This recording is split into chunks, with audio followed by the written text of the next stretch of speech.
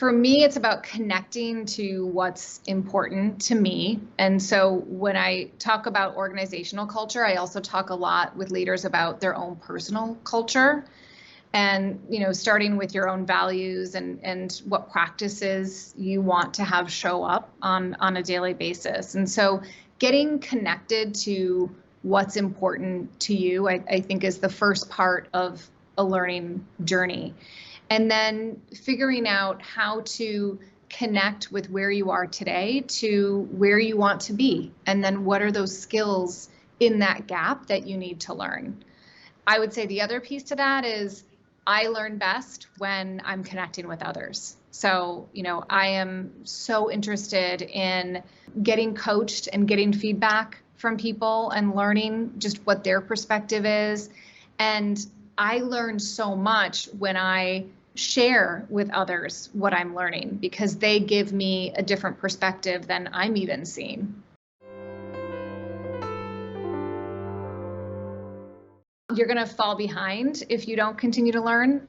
We are living in a world that is changing so much every day. And there are roles today that weren't around 6 months ago or, a year ago. And so I think it's important that we're always continuing to do our own self-assessment and figure out where are those gaps and how can we grow.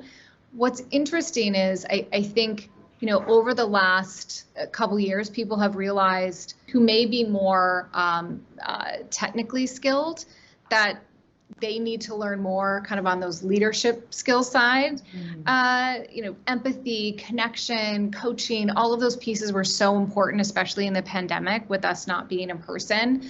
And then on the other side, myself included, the business skills and leadership skills are important.